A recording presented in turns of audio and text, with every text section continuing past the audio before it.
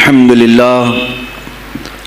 لله الحنان المنان الذي خلق الإنسان وعلمه البيان والصلاة والسلام على رسوله سيد الإنس والجان وعلى آله وأصحابه ذوي الخير والإحسان أما بعد فأعوذ بالله من الشيطان الرجيم بسم الله الرحمن الرحيم ألا إن أولياء الله لا خوف عليهم ولا هم يحزنون الذين آمنوا وكانوا يتقون لهم البشرى في الحياة الدنيا وفي الآخرة لا تبديل لكلمات الله ذلك هو الفوز العظيم صدق الله مولانا العظيم وبلغنا رسوله النبي الأمين المتين المختار الكريم ونحن على ذلك من الشاهدين والشاكرين والحمد لله رب العالمين۔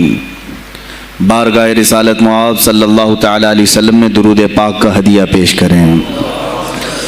اللہم صلی علی سیدنا و مولانا محمد معدن الجود والکرم وآلہ واصحابہ الکرام وابنہ الکریم وبارک وسلم صلاة دائمة سرمدا ابدا۔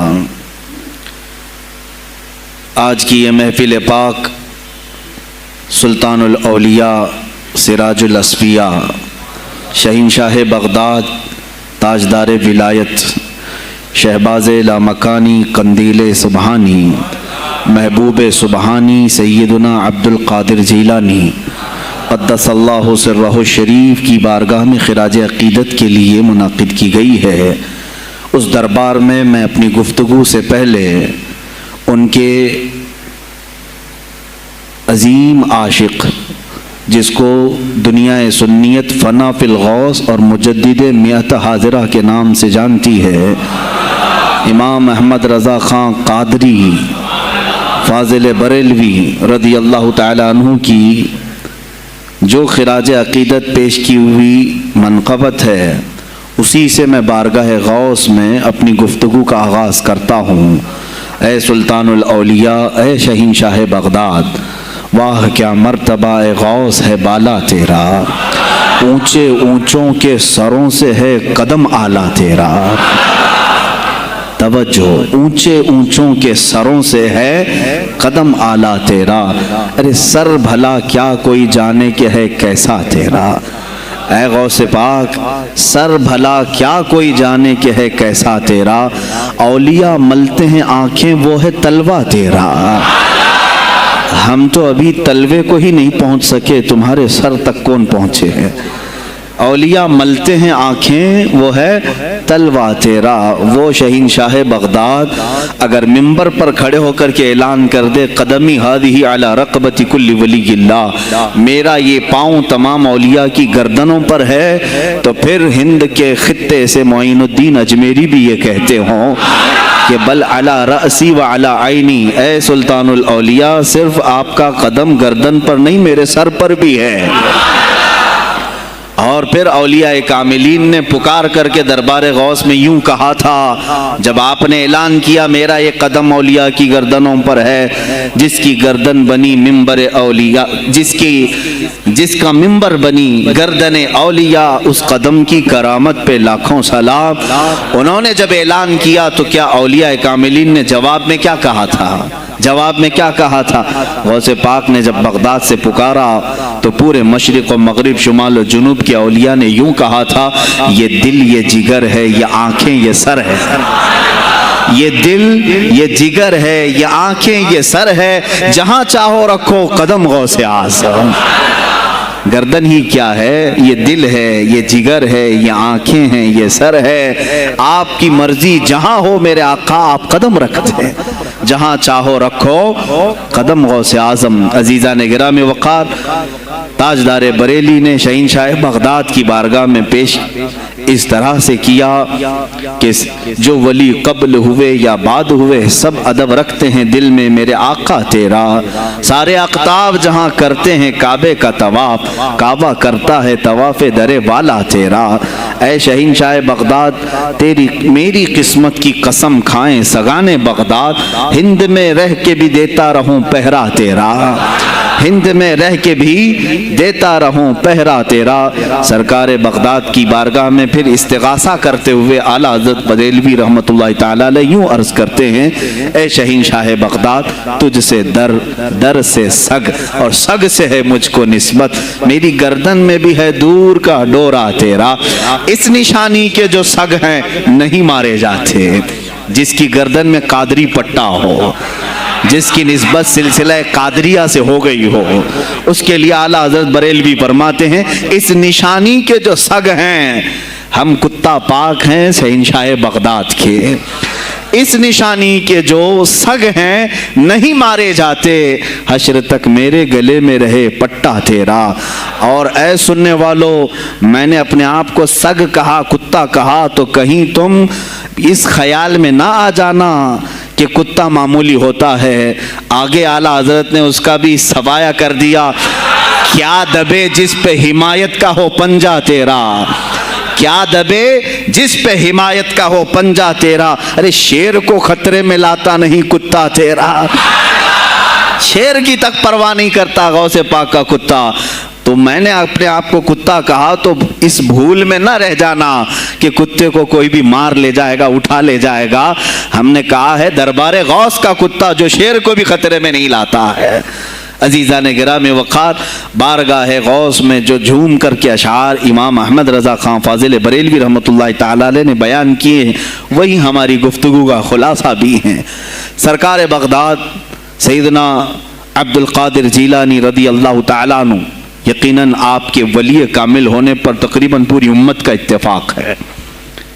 اتفاق کا مطلب صرف بریلویوں کا نہیں، دیوبندی بھی مانتے ہیں، اہل حدیث بھی مانتے ہیں، شیعہ بھی مانتے ہیں۔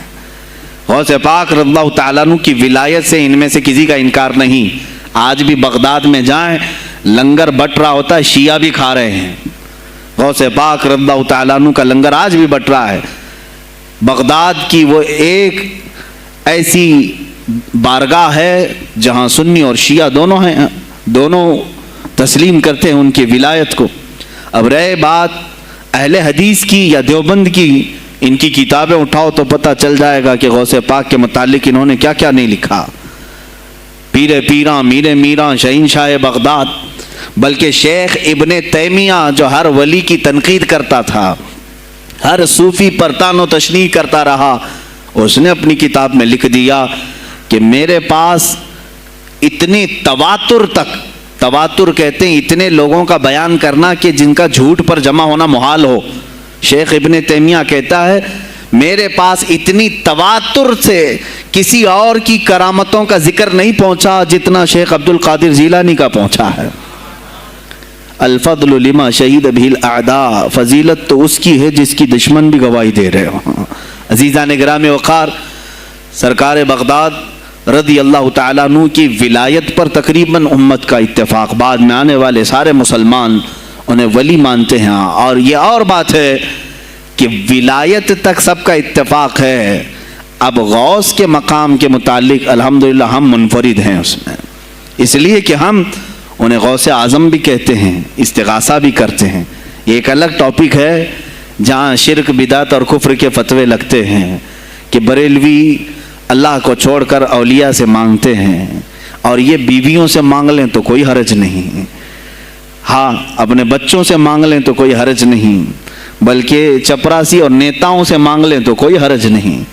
کسی صاحب نے آ کر کے مجھ سے کہا تھا آپ غوث اعظم کیوں کہتے ہیں؟ اعظم اللہ ہوتا ہے سب سے اعظم، غوث کہیں ٹھیک ہے۔ سلفی صاحب تھے، ہم نے کہا کہ آپ کو سرکار عبد القادر جیلانی کو غوث اعظم کہنے پر اعتراض ہے، لیکن ایک چوڑا چمار ملک کا پرائم منسٹر بن جائے تو اسے وزیر اعظم کہہ دیتے ہیں، کوئی دقت نہیں آپ کو، وہاں اعظم کہتے ہیں آپ، اعظم کہنے میں آپ کو وہاں جھجک بھی نہیں آتی، اور غوث پاک کو اعظم کہنے میں آپ کو شرم آنے لگتی ہے۔ یہ اپنے اپنے نصیبے کی بات ہے، آپ کا اعظم کوئی اور ہے، ہمارا اعظم کوئی اور ہے۔ عزیزان گرامی، سرکار بغداد شہین شاہ ولایت سلطان الاولیاء سیدنا عبد القادر جیلانی رضی اللہ تعالیٰ عنہ، ماں کے پیٹ سے ہی ان کو ولایت عطا کی گئی۔ یہ وہ اولیاء میں سے ہیں جن کا پیدائشی اللہ تعالیٰ نے منتخب فرمایا ہے۔ بلکہ جس وقت آپ کی ولادت ہوئی یہ شعبان کا آخری دن، اور آپ کی والدہ ماجدہ کے بطن سے آپ اس عمر میں پیدا ہوئے جب عورتوں میں اولاد کی امید ختم ہو چکی ہوتی. آپ کی ماں کی عمر 60 سال کی تھی جب آپ پیدا ہوئے. یہ خود اپنے آپ میں ایک کرامت ہے. اور سرکار بغداد رضی اللہ تعالیٰ عنہ جب جیلان میں پیدا ہوئے تو آپ کا معمول تو دیکھیں، آپ کی ماں خود بتاتی ہیں دوسرے سال غالباً لوگوں کو چاند میں شک ہو گیا، 29 کا چاند نظر آیا کہ نہیں آیا. بعض کہنے لگے ہو گیا ہوگا، بعض کہنے لگے نہیں ہوا ہوگا. تو یوم الشک کہتے ہیں، یعنی 30واں جو شعبان کا ہوتا ہے وہ ایک رمضان بھی ہو سکتا ہے، 30 شعبان بھی. تو لوگ آئے حضرت فاطمہ ام الخیر کے پاس جو غوث پاک کی ماں ہے، پوچھا کہ کل کا چاند ہوا کہ نہیں ہوا، ہمیں شک ہو گیا ہے. آپ نے کہا چاند ہو گیا ہے اور رمضان شروع ہو چکا ہے. کہا کیسے؟ کہا صبح سے میرا بیٹا عبد القادر دودھ کو منہ نہیں لگایا ہے، اور میرے بیٹے کا یہ معمول ہے پچھلے رمضان سے ہی. جس وقت غوث پاک پیدا ہوئے رمضان شروع تھا. ان کی ماں کہتی ہیں سحری سے لے کر افطار تک غوث پاک اپنی ماں کا دودھ نہیں پیتے تھے. یہ بچپنے میں ماں کی گود میں روزے کا آپ کے اوپر کوئی مکلف نہیں تھے، آپ احکام شریعت ابھی آپ کے اوپر لاگو نہیں تھے، لیکن اللہ کا ایک ولی آتا ہے تو وہ نظام خدا قائم کرنے کے لیے آتا ہے. آج میں اسی پر گفتگو کرنا چاہوں گا. اللہ کے اولیاء ظاہر کیوں ہوئے دنیا میں اور کیوں آتے ہیں؟ ان کا سب سے بڑا مقصد دنیا میں آنے کا، جلوہ بار ہونے کا، وہ یہ ہوتا ہے کہ نظام خداوندی کو زمین پر قائم کریں. جس کی کائنات ہے اسی کی بات یہاں پر قائم ہونی چاہیے. اب یہ باتیں وقت کے ساتھ گزرتی جاتی ہیں اور لوگ بھول جاتے ہیں. آپ سب کو پھر میں یاد دلا دوں، میرے عزیز، میں نے بھی اور آپ نے بھی اللہ سے ایک وعدہ کیا ہے. ہماری روحوں نے اللہ سے وعدہ کیا ہے. جب اللہ تعالیٰ نے ہمیں پیدا بھی نہیں کیا تھا اس وقت ہماری روحوں کو بلا کر اس نے ایک وعدہ لیا، الست بربکم، کیا میں تمہارا رب نہیں ہوں؟ میں تمہارا مالک اور خالق نہیں ہوں؟ تو سب کی روحوں نے کہا تھا قالوا بلا وربنا، کیوں نہیں مولا، تو ہی تو ہمارا رب ہے. رب تعالیٰ نے فرمایا کیا تم اسی وعدے پر برقرار رہو گے دنیا میں جانے کے بعد؟ سب نے کہا تھا ہم وعدہ کرتے ہیں مولا اسی پر باقی رہیں گے. یہاں آنے کے بعد کتنے وہ لوگ ہیں جو اس کی ربوبیت کا اقرار کرتے ہوئے اس کائنات میں صرف اس کے گن گاتے ہیں. کفار و مشرکین تو وعدہ خلاف ہیں، توڑ دیے، انہوں نے اللہ کے علاوہ کسی اور کو خدا بنا لیا. لیکن تم نے اللہ اکبر تو کہا، زبان سے تو تم نے تسلیم کیا، لیکن تمہارا رہن سہن یہ بتاتا ہے کہ تمہارا مالک کوئی اور ہے. کسی اور کو راضی کرنے میں لگے ہوئے ہو، کسی اور کی دریوزہ گیری کر رہے ہو، کسی اور کی خوشامدی میں کھڑے ہوئے ہو. درباروں کے آستانوں کے دروازوں پر تمہارا کھڑا ہونا گھنٹوں پر کسی کو راضی کرنے کے لیے، یہ تمہارا عمل بتاتا ہے کہ تم نے رب اعلیٰ کو اکبر نہیں سمجھا. وعدہ تو تمہاری روحوں نے کیا تھا کہ تیرے سوا کسی کو ہم حاکم نہیں تسلیم کریں گے، حاکم اعلیٰ صرف اللہ ہے. اولیاء کاملین یہی بات یاد دلانے کے لیے آتے ہیں، پھر تمہیں یہ یاد دلانے کے لیے آتے ہیں. اور جس شان سے وہ دنیا میں آتے ہیں بچپن سے ہی ان کے حالات ایسے ہوتے ہیں کہ شریعت طاہرہ کی پابندی ان کے ہر قول و عمل میں نظر آتی ہے، ہر قول و عمل میں. اس لیے کہ ہم جس کی زمین پر ہیں اور جس کی آسمان کے نیچے ہیں، بات ہوگی تو صرف اسی کی ہوگی، بات ہوگی تو صرف اسی کی ہوگی. مجھے ایک بات یاد آتی ہے، سرکار مفتی اعظم ہند رحمۃ اللہ تعالیٰ علیہ آپ کے سامنے کوئی صاحب تقریر کر رہے تھے، یہ زمین سب کی ہے، ان کی بھی ہے، ان کی بھی ہے، ان کی بھی ہے. آپ نے کہا چپ رہو، زمین اللہ کی ہے اور صرف اللہ کا نام ہو. یہ سب کی ہمت نہیں بولنے کی. زمین اللہ کی ہے اور اللہ ہی کا یہاں پر اللہ ہی کی بولی بولی جائے، اسی کے لیے زیب دیتا ہے. جس کے گھر میں رہ رہے ہو اسی کی بات کرو. عزیزان گرامی وقار، سرکار بغداد ان کی کرامات اپنی جگہ پر، لیکن ان کی زندگی کے کچھ اہم گوشے میں لے کر آج حاضر ہوں. آج ہمارے حالات کے اعتبار سے بھی ضرورت ہے اس کی. جب آپ پروان چڑھتے رہے اپنی ماں کی گود میں، بہت جلدی آپ کے والد گرامی کا انتقال ہو گیا. آپ سے خود پوچھا گیا تھا غوث پاک سے آپ کی جوانی میں، یا جب آپ کا شہرہ بغداد میں بہت ہو گیا تب پوچھا گیا تھا آپ کو اپنے ولی ہونے کا احساس کب ہوا؟ غوث پاک سے ہی پوچھا گیا تھا آپ کو کب پتا چلا اللہ نے آپ کو ولایت کا یہ مقام عطا کیا؟ آپ فرماتے ہیں جب میں 10 سال کا تھا، مدرسے جاتا تھا تو غیب سے ایک آواز آتی تھی، افصحوا فی المجالس لولی اللہ، غیب سے آواز آتی تھی اے لوگوں مجلس میں جگہ چھوڑ دو، اللہ کا ولی آ رہا ہے۔ یہ آواز صرف میں نہیں، میرے استاد بھی سنتے، وہاں بیٹھے شاگرد بھی سنتے، اور سب کھڑے ہوتے تھے، جگہ دیتے تھے۔ غوث پاک فرماتے ہیں جب ہر بار مجھے یہ آواز آنے لگی تب مجھے احساس ہوا کہ اللہ تعالیٰ نے مجھے ولایت کا تاج پہنایا ہے۔ پھر آپ کو لہو و لعب میں، کھیل کود میں نہیں رکھا گیا۔ فرماتے ہیں ایک بار میں صرف ایک گائے کی پونچھ پکڑنے کی کوشش کر رہا تھا، گائے پلٹ گئی، فصیح عربی میں کہنے لگی الہذا خلقت ام بہذا امرت یا عبد القادر، اے عبد القادر کیا تجھے اسی کام کے لیے پیدا کیا گیا، یا تجھے اللہ نے اس کام کا حکم دیا کہ میری پونچھ پکڑے؟ غوث پاک فرماتے ہیں میں چونک گیا کہ ایک جانور مجھ سے عربی میں بات کر رہا ہے۔ اور اس کے بعد وہ گائے خود کہنے لگی اے عبد القادر تجھے اللہ نے اپنی مخلوق کے لیے بنایا ہے، اپنے بندوں کو راہ راست پر لانے کے لیے۔ غوث پاک فرماتے ہیں اس کے بعد زندگی میں کبھی کھیل کود کی خواہش بھی نہیں آئی، کھیل کود کی خواہش بھی نہیں آئی، کبھی تصور بھی نہیں کیا۔ اور جب آپ جیلان سے نکل کر بغداد آئے، بغداد کے جو حالات تھے وہ آپ نے بہت قریب سے مشاہدہ کیا۔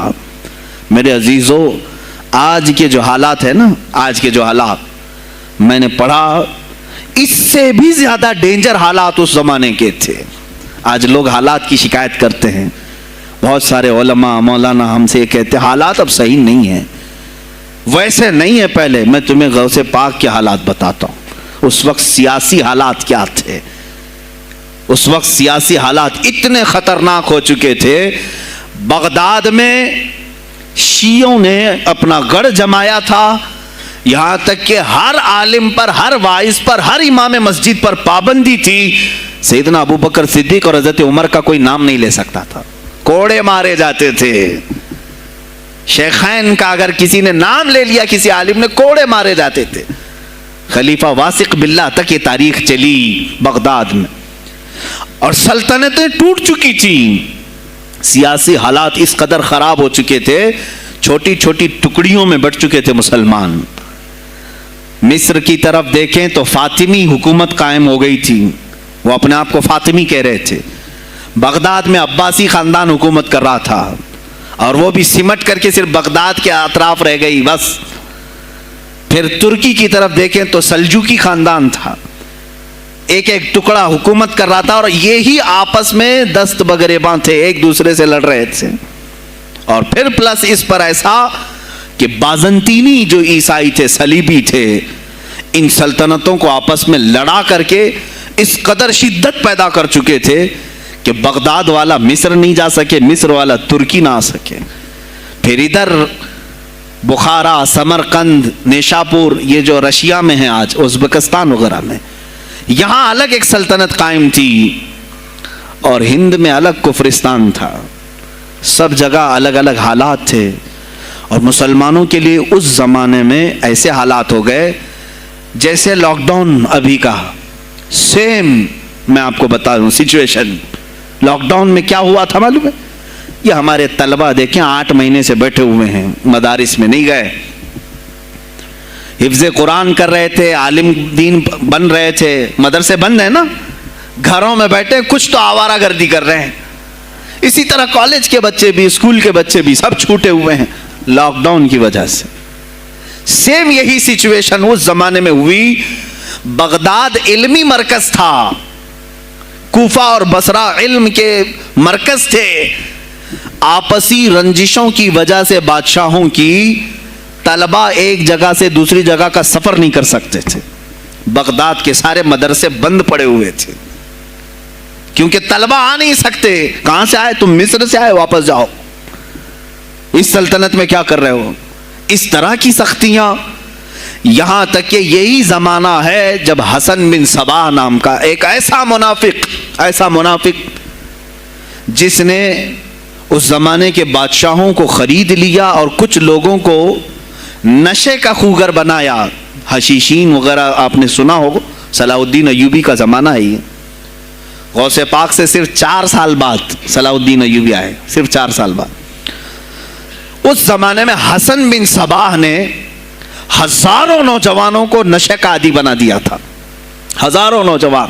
اور کیسا نشہ, کوکین, افیون وغیرہ سب تو لے کر کے تو لوگ ہوش میں آ جاتے ہیں. وہ ایسا تھا کہ اس نے جو نشہ دکھایا تھا, ایک چھوٹے سے کمرے میں ان کو رکھتا اور انہیں بتاتا کہ یہ درخت ہیں, یہ نہر ہے, یہ محل ہے, یہ حور ہے, تو اسے وہ جنت ہی سمجھتے تھے. اور پھر اس کمرے سے باہر نکالتا اس کو, تڑپ تڑپ کے آدمی مر جاتا کہ مجھے میری جنت میں واپس کرو.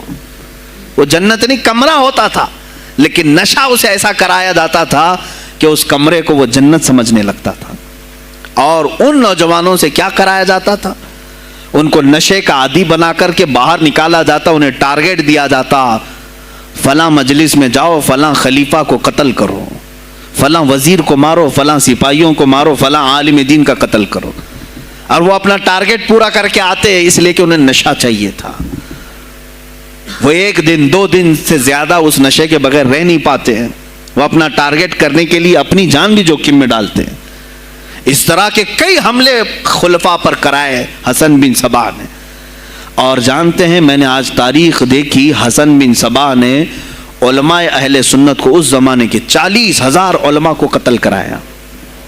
یہ وہ زمانہ تھا جب بغداد کا حال یہ تھا کہ نشہ زیادہ ہو چکا تھا, علم دین کے مراکز بند ہو رہے تھے, اور علماء بولنے میں ہچکچا رہے تھے, ڈر رہے تھے, اور سلطنتیں آپس میں ایک دوسرے سے ٹکرا رہی تھیں. جو خلیفہ بیٹھتا وہ نہایت عیاش قسم کا خلیفہ آتا تھا. اکثر خلیفہ عیاش آئے, ان کے حریم میں, ان کے حرم خانے میں, یعنی ان کے محل میں 40 عورتیں ہوا کرتی تھیں جن کے ساتھ وہ وطی کرتے, جمع کرتے. جبکہ وہ مسلمان خلیفہ ایک بادشاہ کے لیے, چاہے کوئی بھی ہو, 4 سے زیادہ کی اجازت ہے, 40 کنیزاؤں کے ساتھ وہ زندگی گزار رہے ہوتے. اس میں عیسائی بھی ہوتی, یہودی بھی ہوتی, سب قسم کی ہوتی. یہ خلفاء کا حال تھا. تم کیا کہہ رہے ہو ہمارے زمانے کو؟ ارے حالات برے ہیں, حالات برے ہیں. ابھی اور میں بتاؤں کتنے برے حالات اس زمانے میں تھے. علماء کو کوڑے مارے جاتے تھے اگر بولے. ارے شیخین کا نام لینے پر پابندی بغداد میں لگ گئی ہو, اس سے بڑا اور ظلم کیا ہو سکتا ہے؟ سیدنا ابو بکر صدیق, حضرت عمر کا نام لینے پر کوڑے مارنے لگائے جاتے. ایسے حالات میں شہنشاہ بغداد سیدنا عبد القادر جیلانی بغداد آئے ہیں جب آپ کی عمر صرف 18 سال کی تھی. 18 سال کی جوانی میں آپ نے ملاحظہ کیا, حالات کو دیکھا, تعلیم حاصل کی بڑے بڑے اساتذہ سے. آپ کے اساتذہ فقہ میں الگ ہیں, حدیث میں الگ ہیں, تفسیر میں الگ ہیں, علم کلام میں, کئی علوم و فنون پہ آپ نے مہارت حاصل کی. اس کے بعد حالات دیکھ کر کے آپ نے کیا کہا, یہ اب یہاں سے میں ہر ایک عالم دین کے لیے بشمول من میرے لیے نصیحت سمجھتا ہوں, غور سے سن لیں. غوث پاک رضی اللہ تعالیٰ عنہ کی زندگی میں ایک موڑ ایسا آیا, اور شاید میں نے بھی کبھی کئی مرتبہ اس طرح سوچا ہے, میں کمپیئر نہیں کر رہا ہوں, لیکن سنیں, حالات کو دیکھ کر کے غوث پاک نے جنگل کا رخ اختیار کر لیا. کیا لینا دینا ہے اس دنیا سے؟ اور آپ خود فرماتے ہیں کہ میرے دل میں یہ ارادہ تھا, نہ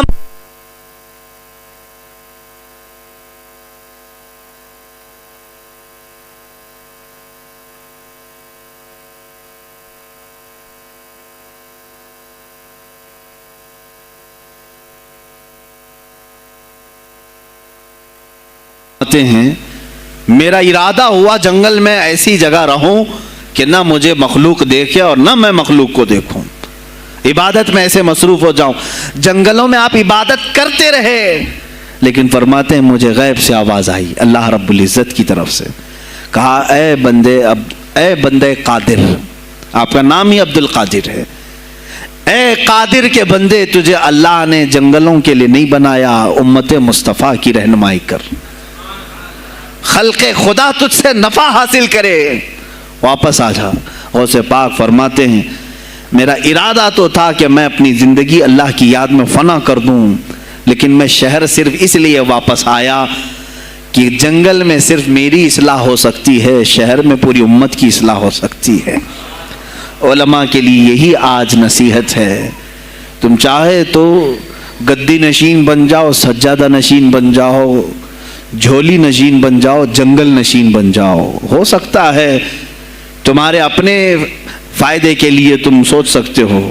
میں نے ابھی یہ کہا، میرے دل میں ارادہ تھا کہ گوشہ نشین ہو کر کے اپنی عبادت کریں، اپنی آخرت کی فکر کریں، نہیں، علماء کو اللہ تعالیٰ نے علم عطا کیا ہے امت مصطفیٰ کی رہنمائی کے لیے، یہ امانت ہے، چاہیں تو بھی چھپ نہ سکیں۔ عزیزان کرام وقار، غوث پاک رضی اللہ تعالیٰ عنہ واپس بغداد آئے۔ اچھا، وہ اتنی عبادتوں کے عرصے میں جانتے ہیں کہاں کہاں کا سفر نہیں کیا انہوں نے؟ جنگلوں کا سفر، صحراؤں کا سفر، بیابانوں کا سفر، یہاں تک کہ سری لنکا کی سرزمین تک پہنچے، ملتان تک آئے۔ یہ تاریخ کی کتابیں بتاتی ہیں آپ نے پیدل یہ سارے سفر کیے، پھر واپس اسی بغداد آئے جہاں کے حالات بڑے ہی کشیدہ تھے، اور خلفائے وقت کے خلاف زبان کھولنا یہ آگ سے کھیلنے کے برابر تھا، آگ سے کھیلنے کے برابر تھا۔ اور سب سے بڑا مسئلہ تو غوث پاک کے لیے یہ تھا کہ آپ بغداد کے نہیں تھے، عراق کے نہیں تھے، آپ جیلان سے آئے تھے۔ جیلان ایران میں ہے، اس زمانے میں طبرستان ایک صوبہ تھا، طبرستان کا ایک شہر جیلان تھا، جیلان سے آئے ہوئے تھے بغداد میں۔ آپ کی زبان فارسی تھی، فارسی زبان کا ایک طالب علم بغداد میں آیا ہے، اور بغداد پورا عربیوں کا ہے، فصیح عربی بولنے والے لوگ، اور نہایت ہی عیاشی میں پڑے ان کی اصلاح کیسے کریں۔ دل میں بار بار یہ احساس ہوتا، غوث پاک فرماتے میری زبان فارسی تھی اور ان کی زبان عربی ہے، میں ان سے خطاب کیسے کروں، ان کو اصلاح کے راستے پر کیسے لاؤں۔ بار بار سوچتے تھے، لیکن دل میں ایک درد ہوتا تھا کہ امت مصطفیٰ کو اس حال میں نہیں چھوڑنا چاہتا۔ ایک دن ایک مسجد میں غمگین حالت میں سوئے، ظہر کا وقت تھا، نماز پڑھ کر کے آپ آرام کر رہے ہیں، اور جیسی آنکھ بند ہوئی سرور کائنات صلی اللہ علیہ وسلم تشریف لائے۔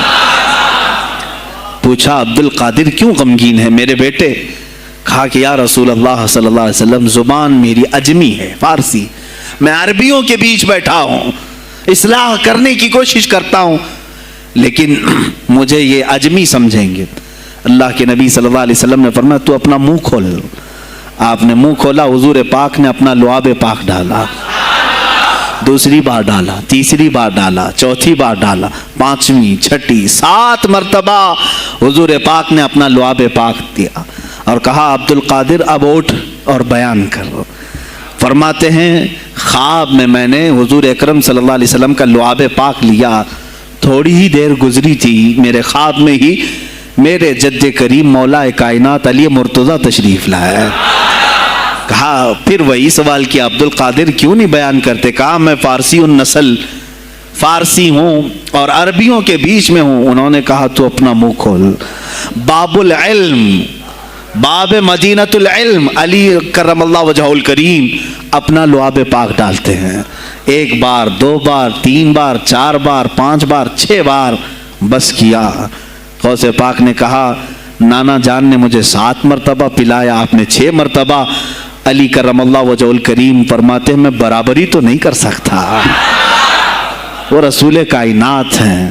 عزیزان گرامی وقار، غوث پاک فرماتے ہیں پھر میری آنکھ کھلی، اور اسی جامع مسجد میں جب میں کھڑا ہوا اور خطاب کے لیے لوگوں کو پکارا تو دیکھا ادھر سے بھی مخلوق آ رہی ہے، ادھر سے بھی آ رہی ہے، سامنے سے بھی آ رہی ہے۔ مجمع اتنا کثیر کہ تل دھرنے کی جگہ مسجد میں نہیں تھی، اور جب آپ کا خطاب ختم ہونے کو تھا لوگ اپنے کپڑے پھاڑنے لگے اور بے ہوش ہونے لگے۔ इतनी तीर बहदफ कलमात थे कि सीधे सीने में पैवस्त हो जाते, दिलों में उतर जाते। उसके बाद वही दिन था सैयदना अब्दुल कादिर जीलानी को लोगों ने हाथों हाथ उठाया। बगदाद में शोहरा हो गया कि कोई एक अजमी आया है और अरबियों पर फौकियत ले गया है। सारे अरबी उसके सामने दंग रह गए हैं, कोई अरबी उसकी फसाहत को नहीं पहुंच पाता है। कई लोग इम्तिहान के लिए भी आए। ऐसा नहीं है कि गौसे पाक को यूं ही छोड़ दिया गया। मेरे अजीज, तुम तो 1000 साल के बाद करामतें सुनते हो ना, यही लगता है कि गौसे पाक बहुत करामतों के मालिक थे, बहुत बड़े आलिम और बड़े वली कामिल थे, कुछ नहीं हुआ होगा उनके साथ। हमारे से ज्यादा खतरे उन्होंने मोले हैं, हमसे ज्यादा हासिदीन उनके थे, दुश्मनी करने वाले अपनों में भी बहुत सारे थे। गौसे पाक रज़ियल्लाहु ताला अन्हु का जब खिताब शुरू हुआ, क्या एक खतीब जब मशहूर होने लगे तो दूसरे मौलवी खामोश रह जाएंगे? हसद की चिंगारी भड़कती है, वो गौसे पाक के खिलाफ भी भड़की। और बगदाद में जब ये शोरा होने लगा तो कई उलमा उस वक्त के जो बड़े बड़े पाए के आलिम हैं, उनकी किताबें आज भी मौजूद हैं, मैं नाम तज़किरे नहीं कर रहा, लेकिन उन्होंने टेस्ट लेने की गरज से, इम्तिहान लेने की गरज से कई लोगों को सवालात भेजे।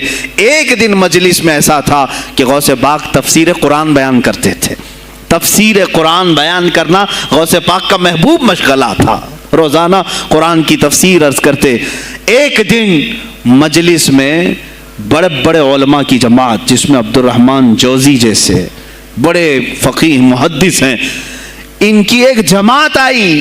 कुरान की जो आयत की तफसीर वो कर रहे थे, उस तफसीर को कई किताबों से उन्होंने अख़ज़ किया और लेकर के आए, मजमे में बैठे हैं। गौसे पाक ने तफसीर शुरू की। एक आयत की कितनी तफसीरें हो सकती हैं, कितनी तफसीरें हो सकती हैं। एक तफसीर बयान किया, उसके बाद कहा इस आयत की एक दूसरी तफसीर ये है। फिर थोड़ी देर के बाद गौसे पाक ने फरमाया इसकी एक तीसरी तफसीर ये है। फिर कहा उसकी एक चौथी तफसीर ये है। फिर कहा उसकी एक पांचवी तफसीर ये है। बयान करते जा रहे हैं, करते जा रहे हैं, यहाँ तक के 13 तफसीरें हो गई। जो बैठे हुए थे वो आशाश करने लगे। उसके बाद इतना ही नहीं, आगे बढ़ते रहे, आगे बढ़ते गए। 40 तफसीरें एक आयत की आपने बयान की। जो आए थे वो खड़े हो गए और उसके बाद गौसे पाक रज़ियल्लाहु ताला अन्हु को देखने लगे। गौसे पाक ने उनको मुखातब करके कहा, ऐ गिरोहे उलमा, ऐ जमात उलमा, तुम 13 तफसीरें याद करके आए थे एक आयत की, क्या वो मैंने शुरू से 13 तक सही बयान किया? सब अपने जुब्बे उठाने लगे। कहा हम तो ये 13 तफसीरें पढ़कर आए थे ये सोच करके कि शेख अब्दुल कादिर जीलानी को 2-3 से ज्यादा तफसीरें नहीं आती होंगी। 13 के बाद आप तो 40 तक पहुंचे, वहां तो हमारा भी इल्म नहीं पहुंचा। जमात उलमा दंग रह गए और उसके बाद तौबा भी किया। कहा हमारे दिलों में बदगुमानी आ गई थी, हम तौबा करते हैं। गौसे पाक रज़ियल्लाहु ताला अन्हु, एक और मजमा है, एक और मजमा ऐसा है कि उसमें 40 के करीब उलमा है। सवालात अलग अलग अलग लेकर के फंसाएंगे किसी तरह से इनको, डिफिकल्ट सवालात लेकर के। एक बात याद रखना, मिशकात शरीफ की हदीस है, जिसने इल्म इसलिए हासिल किया कि किसी आलिम को नीचा दिखा दूं, उसे फंसा दूं सवाल करके, हुजूर फरमाते हैं क़यामत के दिन उसे आग की बेड़ियां पहनाई जाएंगी, उसकी जुबान को आग की कैंची से खींचा जाएगा। इसलिए इल्म हासिल मत करो, किसी को नीचा दिखाना, किसी को बेवकूफ़ बनाना। एक किताब कहीं से पढ़ कर क्या आए, मौलाना के पीछे पड़ गए, ये बताओ सही है कि नहीं है। फिर अगर उस मौलाना साहब के दिमाग में उस वक्त वो मसला नहीं था, उन्होंने कहा नहीं मालूम, तो आपको लगा कि हाँ मेरे से ज़्यादा तो इनको भी नहीं मालूम। तुमने तो एक ही चीज़ हल करके उनके सामने पेश की है। अजीज़ा निगरामी, इस तरह की चीज़ें हरगिज़ ना करें, ये बहुत बड़ा गुनाह है मुगालते में डालना। गौसे पाक रज़ियल्लाहु ताला अन्हु एक जमात से खिताब कर रहे हैं। 40 उलमा है, अलग अलग अलग सवालात नोट करके, मैं ये पूछूंगा, तुम ये पूछना, तुम ये पूछना। गौसे पाक रज़ियल्लाहु ताला अन्हु ने अपना खिताब किया और सवालात के लिए उस दिन महफिल का वक्त ही नहीं दिया। कहा आज सवालात कोई नहीं करेगा। वो लोग तो सवालात लेकर के आए थे। सब मजमे में खिताब के बाद जिसको जो पूछना है आप कहते हैं कि पूछ लो, उस दिन का कोई नहीं पूछेगा, आओ सिर्फ मुसाफा करके जाओ, आओ सिर्फ मुसाफा करके जाओ। तो ये जो उलमा की जमात थी, इनको बुलाया, ایک آتے ان کو سینے سے سینہ لگاتے اور کہتے تیرا یہ سوال تھا، اس کا یہ جواب ہے. دوسرا آتا اس سے کہتے تو یہ گھر سے سوچ کے آیا تھا، تیرا سوال یہ ہے، اس کا جواب یہ ہے. اس طرح 40 سے مصافحہ کیا، معانقہ کیا. ان کے سوالات کے پوچھنے سے پہلے جوابات بھی دے دیے اور اس کے بعد کہا کہ اے گروہ علماء، تم سوال کرتے اور میں جواب دیتا تو عبد القادر کی کیا اس میں خصوصیت تھی؟ تم سوال بھی نہ کرو، میں جواب دوں، تب پتا چلے گا کہ میں بندہ قادر ہوں، میں قادر کا بندہ ہوں. تم نے سوال بھی نہیں کیا اور میں جواب دوں تو تمہیں احساس ہوگا کہ میں قادر کا بندہ ہوں. اللہ رب العزت کا کی صفاتی نام ہے. عزیزان گرامی وقار، علماء نے تنگ کیا، پریشان کیا، آپ کے مجموعوں کو روکنے کی کوشش کی، لیکن ایسا نہیں ہے کہ غوث پاک نے ہر ایک کو اپنی کرامت سے زیر کر دیا ہو، ان علماء کو پورا سلا دیا ہو. نہیں، فیس کیا ہے، مقابلہ کیا ہے، پریشانیاں اٹھائی ہیں. اور خلفاء کے وقت کے سلاطین کی بھی بہت ساری ایسی سختیاں تھی جس کو آپ نے برداشت کیا. کئی لوگوں نے آپ پر پابندیاں لگانے کی کوشش کی تھی. یہ تو سرکار غوث پاک کی استقامت تھی کہ آپ جمے رہے. اور سب سے بڑا کام آپ کا کیا تھا معلوم؟ خانقاہ کے گدی نشینوں، غور سے سنو، جو غوث پاک کا نام لیتے ہیں، سرکار غوث پاک رضی اللہ تعالیٰ عنہ کی اس صفت کو میں بیان کروں تو یہ بغلیں جھانکیں گے. ابھی غوث پاک نے سب سے بڑا کردار کیا کیا جانتے ہیں آپ؟ لوگ کہتے ہیں خانقاہی ماحول قائم کرنا ہے، اللہ اللہ کرو، تسبیح لو، دلوں کی صفائی کرو، سب صحیح ہے، لیکن غوث پاک نے تقریباً 25 سال صرف جہاد پر بیان کیا ہے. صرف جہاد پر کہا کہ اے گروہ مسلمین، تم پر اللہ نے ذلت مسلط کر دی ہے اس لیے کہ تم نے کوششیں ترک کر دی ہیں. حکومتوں کو صحیح کرنے کے لیے آپ نے باغ ڈور سنبھال لی تھی. غوث پاک جب بیان کرتے منبر سے تو وقت کا جو تخت تھا وہ بھی ہلنے لگ جاتا تھا. خلیفہ مستنجد باللہ اس زمانے کا خلیفہ ہے اور تنگ آ گیا غوث پاک کے پاس. جب وہ بیان کرتے اور ان کی عیاشیاں کھول کھول کر کے ذکر کرتے تو لوگوں میں اب احساس جاگنے لگا، کوئی تو اللہ والا آیا ہے جو نظام خداوندی قائم کرنے کی بات کر رہا ہے، نظام مصطفیٰ قائم کرنے کی بات کر رہا ہے. بغداد کی یہ حالات جب ہونے لگے میرے عزیزو، سلطان الاولیاء غوث پاک کی ہی شہ پر جانتے ہیں صلاح الدین ایوبی جیسا ایک مرد مجاہد پیدا ہوا ہے. یہ آپ کی تحریک تھی، غوث پاک کی تحریک تھی کہ جب بازنطینی عیسائیوں سے آپ نے اپنی پوری امت کو آگاہ کیا کہ تم سو رہے ہو، تم اپنی عیاشیوں میں ہو، تم اپنے نشے میں ہو، تمہارا دشمن تاک میں لگا ہے، گھات لگا کر کے بیٹھا ہے. اور ہوا بھی یہی کہ غوث پاک کے وصال کے صرف 10 سال بعد صلیبیوں نے حملہ شروع کر دیا بغداد پر، مصر پر، ترکی پر، ہر جگہ. اور یہی حملے کی وجہ تھی صلاح الدین ایوبی جیسا مرد مجاہد کھڑا ہوا اور پھر انہوں نے پورے بیت المقدس کو فتح کر کے اپنے سر ایک صحرا باندھا. آج تک امت اس کے احسان کو یاد کرتی ہے. میرے عزیزو، غوث پاک کے زمانے کے ہیں صلاح الدین ایوبی. اتنا ہی نہیں، آپ ہی کی تحریک تھی، غوث پاک کی تحریک تھی کہ تم جوانوں کو تیار کرو، تمہاری زندگی عیاشی کے لیے نہیں، اللہ کا نظام قائم کرنے کے لیے ہے. تم اللہ کا نظام قائم کرنے کے لیے آئے ہو دنیا میں، کیونکہ اللہ نے تمہیں خلیفۃ اللہ کہا ہے. اللہ کے تم خلیفہ ہو، تم نائب ہو اللہ کے. تم یہاں پر اپنی موج مستی کے لیے نہیں آئے. اب اس زمین پر بات ہوگی تو صرف میرے مولا کی ہوگی، اس زمین پر بات ہوگی میرے مصطفیٰ کی ہوگی. یہ سیدنا عبد القادر جیلانی کا اعلان تھا.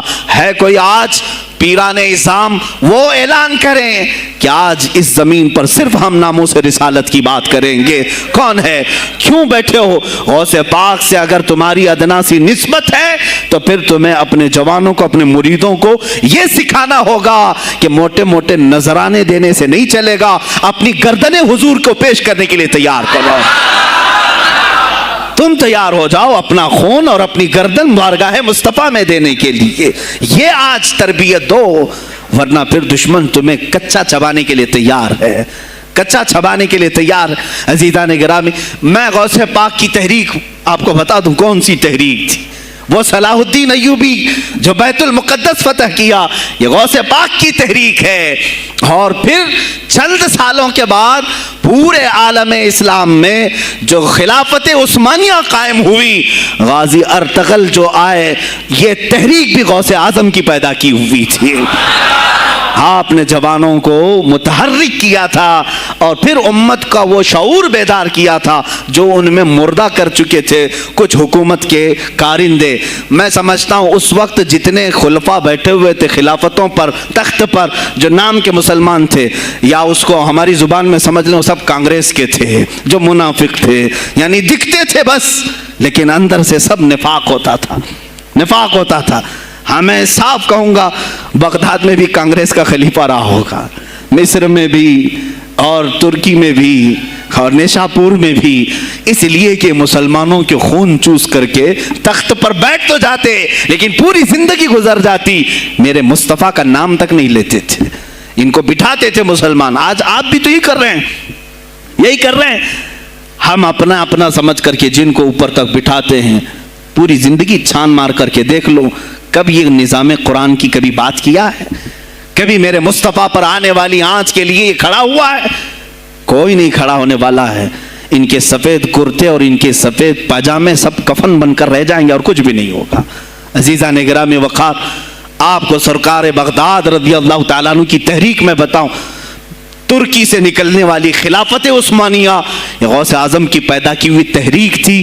اتنا ہی نہیں، آپ کے آخری زمانے میں سرکار خواجہ غریب نواز معین الدین چشتی رضی اللہ تعالیٰ عنہ کی ملاقات بغداد میں ہوئی. معین الدین اجمیری رضی اللہ تعالیٰ عنہ کی ملاقات ہوئی. تاریخ دان نے لکھا، آج میں نے پہلی مرتبہ اس کو پڑھا اور آپ کے سامنے پہلی بار بتا رہا ہوں. سرکار بغداد اور حضرت خواجہ غریب نواز کی ملاقات کے بارے میں بہت سارے باتیں چلتی ہیں کتابوں میں بھی، میں نے اپنے مرشد سے بھی پوچھا تھا. بہرحال ایک کتاب سے مجھے آج یہ بات ملی کہ سلطان الاولیاء غوث پاک نے حضرت خواجہ غریب نواز کو کیا وصیت کی تھی، کیا کہہ کر کے بھیجا تھا. ان کے پاس غوث پاک نے، غریب نواز نے بہت ساری انعامات، اوراد، وظائف، طرق، اجازات سب حاصل کیے، لیکن ہندوستان جب آئے کیا کیا انہوں نے؟ یہ بھی بتایا گیا کہ غوث پاک کی یہ تحریک تھی. کیا؟ سلطان الہند سرکار غریب نواز نے شہاب الدین غوری کو بلا کر کے ہندوستان میں پرچم اسلام لہرانے کا حکم دیا تھا. یہ تحریک بھی سرکار غریب نواز نے لائی تھی بغداد کے ولی کامل سے. تم کیا سمجھتے ہو یہ اولیاء خالی مسلح لے کر کے گھومتے تھے؟ یا اولیاء اکرام صرف گدی نشین تھے؟ نہیں میرے عزیزو، یہ حکومت وقت کو آنکھ میں آنکھیں ڈال کر بات کرتے تھے اور پھر نظام مصطفیٰ کی بات للکار کر کے کرتے تھے. آج کے زمانے میں کچھ لوگوں نے اولیاء کو ایسا پیش کیا ہے جیسے وہ درویش بس جنگل میں رہتے تھے اور کچھ نہیں. نہیں میرے عزیزو، وہ اللہ کے شیر تھے، اللہ کے شیر تھے. اسی لیے تو اقبال نے کہا ہے، اللہ کے شیروں کو آتی نہیں روباہی. وہ کبھی لومڑی پن کا انہوں نے اپنے آپ میں اظہار ہی نہیں کیا کہ نہیں یہ بھی چلے گا وہ بھی چلے گا، کبھی نہیں. وہ گرجتے تھے اپنے تخت پر، اپنی خانقاہوں پر. دیکھیں خلیفہ مستنجد باللہ، ابو المظفر اس کو کہتے ہیں، بغداد کا وہ خلیفہ، عباسی خلیفہ، بڑا طاقتور، اور اسی کے زمانے میں غوث پاک ہیں. ایک فارس سے آنے والے اجمی عبد القادر، شیخ عبد القادر، جب بغداد کی جامع مسجد میں بیان کر رہے ہوں، در و دیوار ہل رہے ہیں. وہ اپنے خلافت کے دربار میں بیٹھا ہے خلیفہ، اچانک بہت زور کی آواز آئی، پورے محل میں گونج گئی. پوچھا یہ آواز کیسی بغداد میں؟ لوگوں نے معلوم کر کے بتایا کہ شیخ عبد القادر جیلانی نے چھینک ماری، ان کے مریدوں نے صرف جواب دیا ہے. ان کو چھینک آئی تھی، جواب میں لوگوں نے یرحمک اللہ کہا، وہ خلیفہ وقت کے محل تک پہنچ گئی آواز. تو اس نے کہا یہ تو پورا ہلا دینے کی بات ہے. ایک بات یاد رکھو میرے عزیزو، آواز ہو سکتا ہے تمہاری مسجد سے باہر جائے نہ جائے، تمہاری آواز کا دار و مدار تمہارے گلے پر نہیں ہے. ایک بار تم پکارو گے پہنچانا میرے مولا کا کام ہے۔ اب ہماری آواز کہاں کہاں تک پہنچتی ہے، کس کے ٹائر پھٹتے ہیں، یہ سب بعد کی بات ہے۔ تم پکار کر کے تو دیکھو۔ اللہ رب العزت کے نام پر عزیزان گرامی وقار مستنجد باللہ آیا اور وہی کیا جو ہر عیاش کرتا ہے۔ ظاہر سی بات ہے مولوی صاحب کچھ لے دے کے چھوڑ دو، جان بخش دو، جاؤ کہیں بیٹھو، آپ اللہ اللہ کرو۔ کہاں یہ حکومت سیاست کی باتوں میں آپ آ گئے؟ چند دنوں پہلے میں نے بھی سیاست کی بات کی تو مجھے بھی ایک مشورہ ایسا آیا کہ آپ کو انٹرسٹ ہے ایم پی بننے کا، ایم ایل اے بننے کا؟ میں نے کہا مجھے انٹرسٹ تو نہیں ہے لیکن کرسی صاف کرنے کا انٹرسٹ بہت ہے، اس پر جو کچرا ہے اس کو صاف کرنے کا انٹرسٹ بہت ہے۔ انشاءاللہ العزیز وقت آئے گا وہ صاف ہوں گی بھی۔ عزیزان گرامی مستنجد باللہ 10 اشرفیوں کی تھیلیاں لے کر سونے کی غوث پاک کے دربار میں آئے۔ آپ مریدین کے ساتھ بیٹھے، ارے وہ حال و قال کی مجلسیں ہیں۔ مستنجد باللہ آیا غوث پاک کی بارگاہ میں، کہا کہ یہ حضور آپ قبول کر لیں، نذرانہ ہے۔ آپ نے کہا تو رکھ لے اپنا نذرانہ، تو اپنے پاس رکھ لے۔ کہا کہ ہدیہ قبول کرنا سنت ہے، آپ سنت کے خلاف کرتے ہیں۔ غوث پاک نے کہا اللہ ایک تھیلی لیا اور اپنے بغل میں دبا کر کے اس کو نچوڑنا شروع کیا تو اس سے خون ٹپکنا لگا۔ خون اتنا ٹپکنے لگا تو حاضرین مجلس دم بخود رہ گئے۔ خلیفہ مستنجد باللہ بھی دیکھ رہا تھا۔ غوث پاک نے فرمایا ابھی تو یہ ایک تھیلی ہے، میں 10 کو نچوڑوں گا تو یہ خون تیرے دربار تک پہنچ جائے گا، تیرے دربار تک پہنچ جائے گا۔ تو مجھے وہ اشرفیاں دینے آیا ہے جو تو نے غریبوں کے مال کو چوس کر کے حاصل کیا، تو مجھے خریدنے کے لیے آیا ہے۔ اگر مجھے تیرے خاندان کی حرمت کا خیال نہ ہوتا تو میں آج پورے بغداد کی نالیوں میں اسی کا خون بہاتا۔ خلیفہ مستنجد باللہ بے ہوش ہو گیا، اور اس کے بعد جب ہوش آیا اس نے توبہ کیا اور آپ کے ہاتھ پر بیعت بھی کیا۔ اب اس کے بعد وہ خلیفہ ایسا پاک ہوا، نظر غوث جو پڑھی۔ اب اس کے بعد دربار خلافت کے حالات کیا ہو گئے سنیں۔ میں آج سیاست پر بات کر رہا ہوں۔ اب خلیفہ مستنجد باللہ کا دل جب صاف ہوا، 8 دن کے بعد وہ حاضر آیا، کہا سلطان الاولیاء اے شیخ عبد القادر جیلانی آپ حکم فرمائیں کہاں کس طرح کا گورنر رکھنا چاہیے، گورنر کس طرح کا ہونا چاہیے آپ دیں۔ غوث پاک نے اپنے خلفاء کو حکم دیا کہ لسٹ بنائی جائے، اسلامی سلطنت میں گورنر کون ہوگا؟ لسٹ بنی، کہا وہ ہوگا جس کی تہجد قضا نہیں ہوتی، وہ گورنری پر آئے گا جو سنت رسول کو ہلکا نہیں سمجھتا ہوگا، وہ گورنری پر آئے گا جس کی نمازیں کوئی قضا باقی نہ رہی ہوں، اس لیے کہ جو اللہ کا قرضہ باقی رکھے گا وہ لوگوں کا بھی مال کھا جائے گا۔ آپ نے لکھایا نام، خلیفہ مستنجد باللہ نے آپ کے اشارے پر گورنر پورے تبدیل کر دیے۔ ہر جگہ پر ایسے لوگوں کو رکھا جو سرکار غوث پاک کے یا تو مرید تھے یا خلیفہ تھے یا شاگرد تھے، اور ان کے دلوں میں اللہ کا خوف تھا، اور وہ پورے بغداد اور آس پاس کی سلطنتوں کو سنبھالے ہوئے تھے۔ ایک وقت ایسا آیا کہ وہی چند سال پہلے جو بغداد نشے میں ڈوبا ہوا تھا، 10 سالوں کے بعد لوگ کہنے لگے کہ آج بغداد ایسا لگ رہا ہے جیسے عمر بن خطاب کا زمانہ آ گیا ہو، عمر بن خطاب کا زمانہ آیا ہو۔ تم نے تو غوث پاک کی 11ویں کھائی ہے نا، اصلاح حکومت ان سے نہیں سیکھا، وہ آئے تھے نظام تبدیل کرنے کے لیے۔ آج میں علماء سے بھی یہی کہوں گا، تم حق بات تو پہنچاؤ قوم تک۔ آج حالات ایسے ہیں میرے عزیزوں، ڈر اور خوف ان کے سینوں پر طاری ہوا۔ کس بات سے ڈرتے ہو؟ کیا تم نے اللہ کی ذات پر ایمان نہیں لائے؟ یہ نہیں کہتے ہو موت و حیات اللہ کے ہاتھ ہے، رزق اللہ کے ہاتھ ہے، پھر ڈرتے حکومت وقت سے کیوں؟ مجھے ابھی چند دنوں پہلے ایک میسج یہ بھی آیا تھا کہ حضرت آپ تو پاکستان کے علامہ خادم حسین کی تعزیت پر بیان کر رہے ہو، آپ دیکھ نہیں رہے یہاں کا ماحول کیسا ہے؟ عزیزان گرامی اس دن مجھے افسوس اس بات پر ہوا، سوال پر، ہائے افسوس، اس قدر تمہارے ضمیر مردہ ہو گئے، اس قدر تم بزدل ہو گئے، لاکھوں لوگوں کے دلوں میں شمع عشق مصطفیٰ جگانے والے پر تمہاری زبان بند ہے، تمہاری زبان بند ہے. میں نے صرف ایک جملہ کہا, کوئی فرق نہیں پڑتا, میں اس ملک میں رہ رہا ہوں جہاں کا پرائم منسٹر ایک سور خبیث فرانس کے صدر کے لیے ٹویٹ کر سکتا ہے, تو میں پڑوسی ملک کی کسی عاشق رسول کی تعزیت کیوں نہیں کر سکتا؟ کیوں نہیں تعزیت کر سکتا؟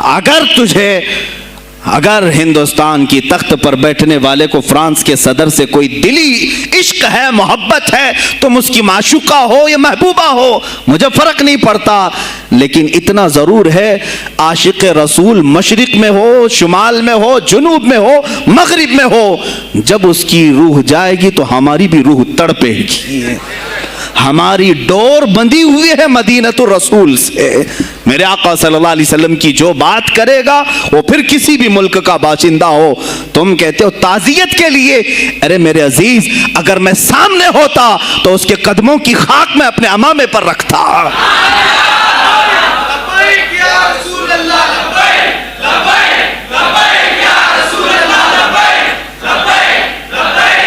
عزیزان گرامی وقار, یہ بہت خاموشی ہم نے اختیار کی, بہت خاموشی, کوئی بات نہیں. تم دیکھو گے حالات خراب ہونے کی جو شکایات آج کر رہے ہیں علماء, تم سب کے سب جاؤ گے.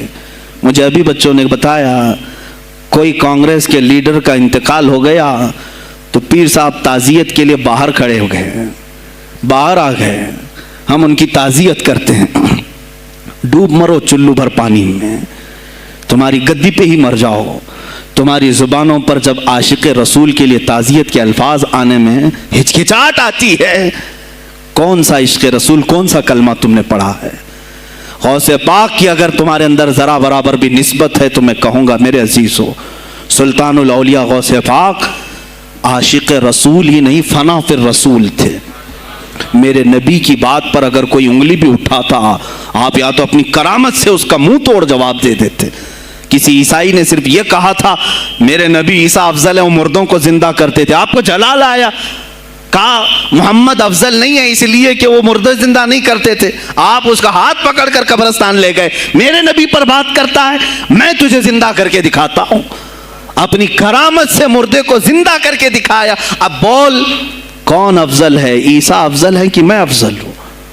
تو نے تو عیسیٰ علیہ السلام کو مردے زندہ کرتے دیکھا تو نہیں, لیکن عبد القادر کو سامنے دیکھا.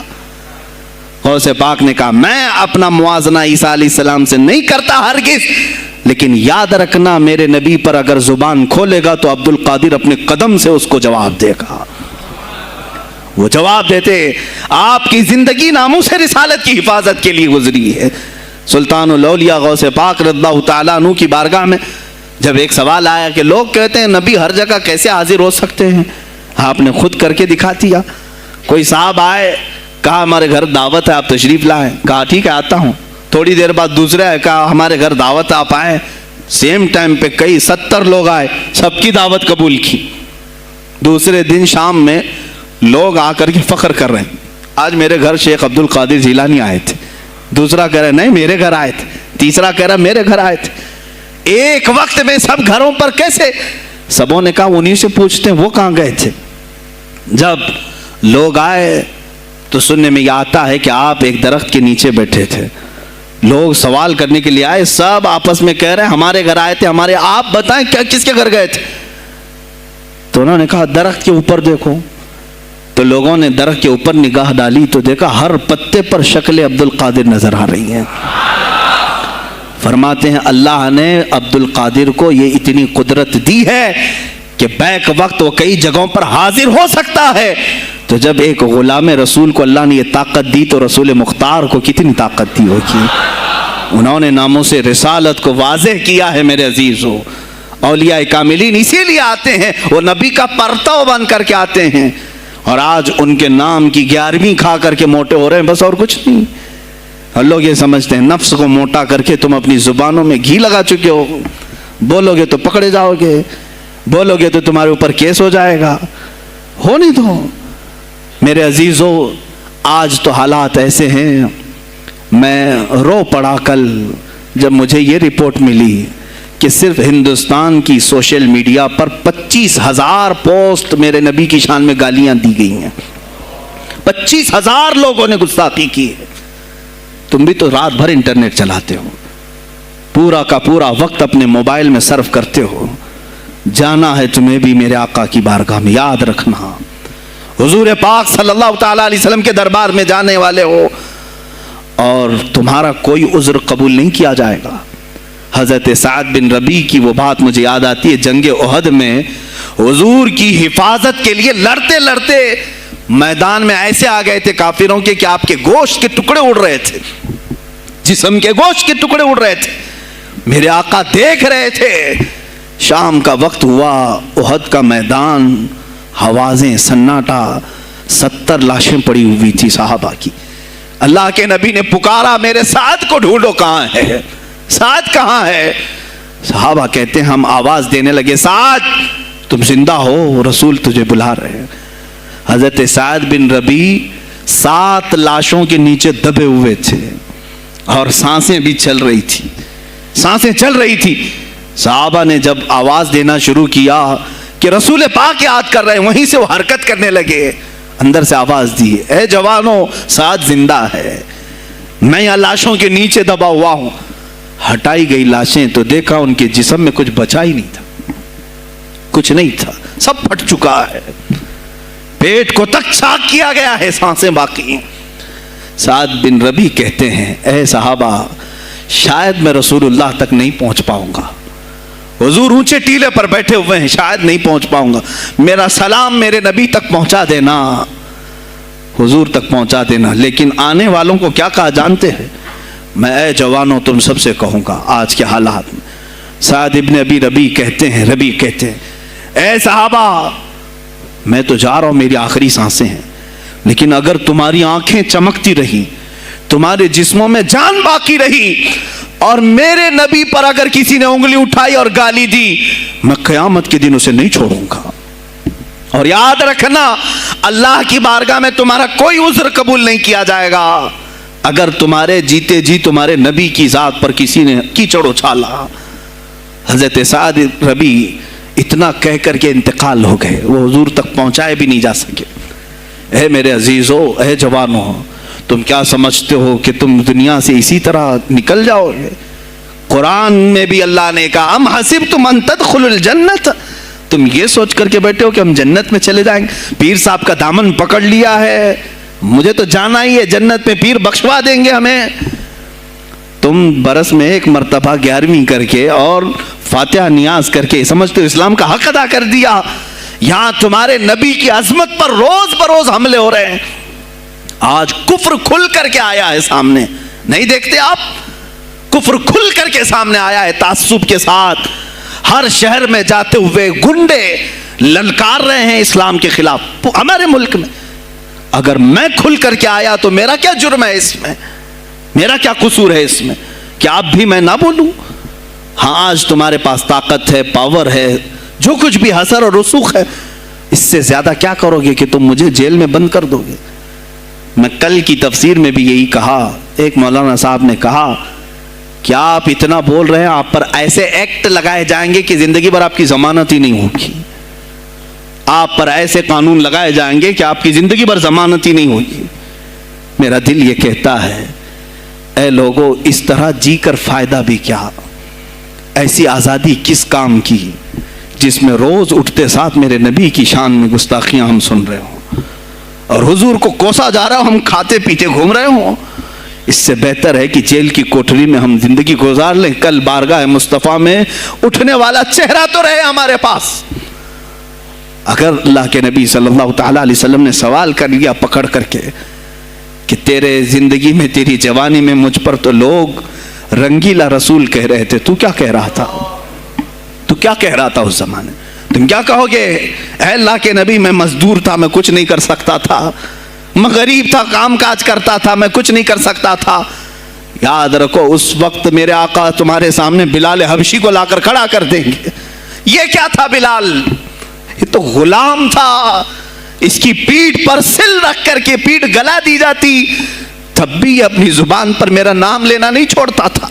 तुम कौन सी मजदूरी की शिकायत ले जाओगे? बहाना करोगे अल्लाह की बारगाह में?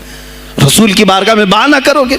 ऐ गिरोह उलमा, तुमको अल्लाह ने मिंबर दिए हैं खिताबत के लिए, अल्लाह ने अपने रसूल का मिंबर तुम्हें दिया है, इसलिए नहीं कि तुम हुकूमत की खुशामदी करो, तुम अपने वक्त के तागूती कुव्वतों की खुशामदी करो, इसलिए नहीं, बल्कि आज तुमसे कौम मुसाफा करके हाथ चूमती है सिर्फ इसलिए कि तुम्हारी जुबान पर नाम मुस्तफा है। आज उलमा की जो इज्जत है सिर्फ इसलिए, तुम्हारी पगड़ियां, तुम्हारे जुब्बे देख करके कौम इज्जत नहीं करती, सिर्फ इसलिए इनके दिलों में तुम मचलते हो कि तुम मुस्तफा करीम की बातें करते हो। उलमा को जानना चाहिए कि तुम्हारी इज्जत नबी से वाबस्ता है। आबरूए माज़ा नाम मुस्तफा अस्त, हमारी आबरू, इकबाल ने कहा था, हमारी आबरू नाम मुस्तफा से वाबस्ता है। अगर उसी नाम को किसी ने छेड़ा तो फिर हमारा जी कर मतलब क्या है, हम किस काम के? मैं एक मिसाल से समझाता हूं। मस्जिद है, दीवार के पेंट को अगर किसी ने खुरच लिया तो हो सकता है माफ कर दें, हम उसको छोड़ दें। किसी ने लकीर निकाल दी दीवार पर, हम छोड़ दें उसको, लेकिन मियां वो हमारे सामने आकर पिल्लर हिलाने लग गया और मस्जिद का ये पिल्लर तोड़ने लग गया, खामोश बैठोगे? और अगर तुम खामोश बैठे तो इसका अंजाम क्या होगा?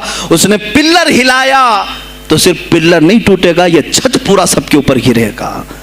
आज जालिम कुफार पूरे तुम्हारी जड़ को हिला रहे, मेरे नबी की जात को, सीधे मुस्तफा करीम की जात को हिला रहे हैं। अल्लाह के हबीब सल्लल्लाहु ताला अलैहि वसल्लम की नामोस को हल्के में मत लेना मेरे अजीजों, लाखों जाने जाती हैं, जाए इस्लाम पर। हुजूर अकरम सल्लल्लाहु ताला अलैहि वसल्लम की जात को हल्के में मत लेना। और अगर इन्होंने हिलाना शुरू किया है अगर हुजूर की जात पर, हैरत हो रही, 25,000 पोस्ट तुम में से किसने कंप्लेंट की है? साइबर क्राइम को कंप्लेंट कर सकते थे, हमारे जज्बात को ठेस पहुंचा है।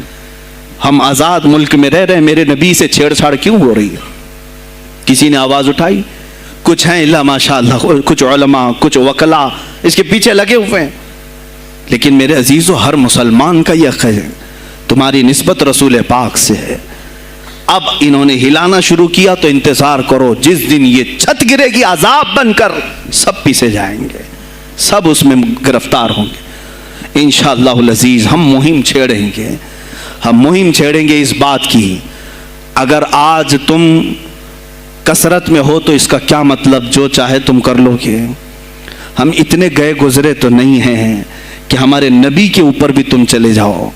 हाँ, हमें रौन दिया, हमें मार दिया, हमें कत्ल कर दिया, सब बर्दाश्त कर लिया, लेकिन अब इससे आगे नहीं बर्दाश्त करेंगे इंशाअल्लाहुल अजीज।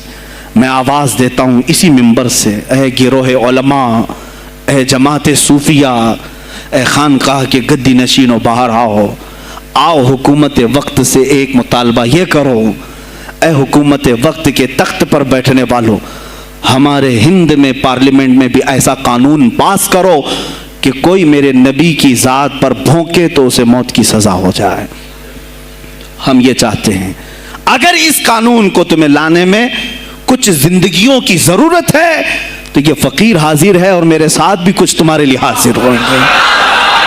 ले लो हमारी जाने और एक कानून ऐसा बना दो ताकि क़यामत तक फिर यहाँ पर कोई ना भौंके मेरे नबी की ज़ात पर। तुम कानून सिर्फ मेरे नबी के लिए नहीं, तुम अपने देवी देवताओं के लिए बनाओ, शांति से रहो। हमने कभी तुम्हारे खिलाफ भौंका नहीं है, हमने कभी देवी देवताओं को छेड़ा नहीं है, इसलिए कि इस्लाम इसकी इजाजत नहीं देता। हम गाली नहीं देते, हम इस्लाम की हक्कानियत से बयान करते हैं, लेकिन खामोश रहने की ये सज़ा हमें दी जा रही है कि हमें गालियां देते देते ये अब हमारे नबी तक पहुंच गए, हमारी माँ आयशा सिद्दीक़ा तक पहुंच गए और हमारे तमाम अकाबिरीन असलाफ तक पहुंच गए। और 25 करोड़ की तादाद में खामोशी ये अच्छी नहीं है मेरे अजीज़ों, अच्छी नहीं है। आज अफसोस इसी बात का है जिनको अल्लाह ताला ने अपने नबी की नियाबत अता की है, वो नायब रसूल हैं या किसी खानका के गद्दे नशीन हैं। तुम ये मत समझ लेना कि तुम्हारे आबा व अजदाद कमाल के थे, बुजुर्गान दीन थे, तुम छूटे जाओगे। नहीं, सवाल तो होगा, तुम्हें सवाल होगा, मुझसे भी होगा। मैं ये नहीं कह रहा हूं कि मैं कोई अलग हूं, सवाल होगा। आओ सर जोड़ करके हम इस सिलसिले में कोशिश करें। गौसे पाक रज़ी अल्लाह ताला अन्हु का यही मैसेज था। हिंदुस्तान में शिहाबुद्दीन गौरी ने जो परचम इस्लाम लहराया وہ آج تک اس کی دین ہے کہ مسلمان زندہ ہیں، یہاں مسلمان باقی ہیں۔ پوری دنیا میں نظام کو صحیح کرنے کے لیے آواز اٹھانا یہ بھی اولیاء کاملین کی بات ہے، ان کی صفات ہیں۔ صرف اپنی خانقاہ میں اللہ اللہ اور ذکر کرانا ہی ان کا کام نہیں تھا، وہ دلوں کو تو دھلتے ہی تھے، لیکن جو نظام سنبھال رہا ہوتا اس کی باغ ڈور کو بھی دھلتے تھے، اس کی بھی صفائی کرتے تھے۔ تو اللہ کا ڈر رکھنے والا کرسیوں پر آئے، جو کسی کا خون چوسنے والا نہ آئے۔ عزیزان گرامی وقار، اپنے سیاسی شعور کو بھی بیدار کرو، سیاست کو سمجھو، تم کب تک استعمال ہوتے رہو گے؟ اب اس میں علماء کو بھی آنا چاہیے کہ ان کے سیاسی شعور کو بیدار کرے۔ تمہارے ساتھ آج جو کھیل کھیلا جا رہا ہے، تم ہر ایک کی جے وجے کرتے ہوئے ہر پارٹی کے پیچھے جاتے ہو، تم نے آج تک اپنا قائد نہیں ڈھونڈا، اپنا قائد نہیں ڈھونڈا۔ اور ان کو دیکھو، وہ کہتے ہیں کہ اگر پیٹرول 200 لیٹر بھی ہو جائے تو ہمارے قائد تو یہی ہیں، اس لیے کہ ہمارا ہم مذہب ہے، وہ ہمارے مذہب کی بات کرتا ہے۔ تمہارا کون ہے میرے عزیز؟ تم کسی پر متفق نہیں ہوتے، اور جو تمہارے لیڈر ہیں وہ کسی اور کے پلو میں چھپے ہوئے ہیں، ہاں کسی اور کی گود میں بیٹھے ہوئے ہیں، جا جا کر کے یہ سارے مسلمانوں کو کسی اور کے ہاں بیچ کر کے آتے ہیں۔ یہ سیاسی شعور بیدار کرو۔ مجھے معلوم ہے میری یہ باتوں کا سب سے زیادہ ایکشن کون لے گا، مجھے معلوم ہے سب سے زیادہ کس کو کھلبلی مچے گی، وہ بھی مجھے معلوم ہے، اسی لیے کہ میں ان سیکولر پارٹیوں کے بارے میں بول رہا ہوں جو چہرہ سیکولر بتا کر کے ہم آپ سب کے ووٹ لے کر کے چلے جاتے ہیں، اور پھر مجھے بتاؤ جن کو تم اپنا مسیحا سمجھ کر کے ان کے پیچھے جے جے کرتے گھومتے رہتے ہو، تمہارے مذہب پر آج کیا حملے نہیں ہوئے ہیں، کیا نہیں ہوئے؟ کشمیر آج تک جل رہا ہے، کہاں یہ کانگریس کیوں نہیں بات کرتی ہے جو پورے مسلمانوں کی مسیحا ہے؟ کہاں ہے وہ سماجوادی، وہ بی ایس پی، فلاں فلاں فلاں جو پارٹیاں جن میں سب مسلمان جاتے ہیں؟ کیا ان کو اتنا بھی شعور نہیں کہ وہ پارلیمنٹ میں اس کے خلاف بات کریں، کہیں کہ یہ مسلمانوں کے ساتھ ظلم ہو رہا ہے، ہم ان کے ووٹ لیتے ہیں؟ نہیں بات کریں گے، یہ صرف اور صرف تمہیں استعمال کرتے ہیں، اور انہیں معلوم بھی ہے ہم نے ان سب کو خریدا ہے، ان کے لیڈروں کے منہ میں اپنی زبان رکھی ہوئی، یہ کوئی بولے گا نہیں، انہیں معلوم ہے۔ تمہیں یہ اندازہ نہیں میرے عزیزو، آج میں بولوں تو لوگوں کو تکلیف ہوگی۔ کشمیر کے ایسے حالات ہیں، رو رہے ہیں وہاں پر۔ ایک مولانا ہیں، مسجد کے امام ہیں، انہوں نے کہا باضابطہ حلفیہ کہا نوجوان میرے پاس نماز کے لیے آتا تھا، اس نے یہ کہا کہ حضرت کیا سوسائڈ کرنے کی اجازت ہے؟ کہا کیوں؟ کہا میرے گھر میں کچھ لوگ داخل ہوئے، میں ان کا نام ذکر نہیں کر رہا ہوں، کچھ لوگ داخل ہوئے، مجھے ہاتھ باندھ کر کے کھڑا کیا، میری ماں اور میری بہن کو ننگا کیا، میرے سامنے کپڑے اتارے اور ان کی عزت لوٹی، اور اس کے بعد مجھے ہاتھ کھول کر کے چھوڑ دیا۔ مجھے بتائیں اس کے بعد بھی جینے کا کوئی مقصد رہتا ہے؟ مجھے بتائیں اس کے بعد بھی جینے کا کوئی حاصل ہے؟ یہ سب تمہارے ساتھ بھی ہوگا۔ جہاں میجورٹی ان کی مسلمانوں کی تھی وہاں یہ ننگا ناچ کر کے دکھایا ہے، تو یہاں تو تم بہت قلت میں ہو، تمہارے ساتھ بہت کچھ ہو سکتے ہیں، اب بھی اگر خاموش رہے۔ اسی لیے میں بار بار کہتا ہوں اٹھو، وہ گھر نہ حشر نہ ہوگا پھر کبھی، دوڑو کہ زمانہ چال اپنی چل گیا۔ تم اپنی سیاست کو منتخب کرو، تم اپنی قیادت کو منتخب کرو، اور اگر ابھی بھی سیاسی لاشعوری کی زندگی گزارتے رہو گے، لقمے بنتے چلے جاؤ گے، یہ کھاتے چلے جائیں گے۔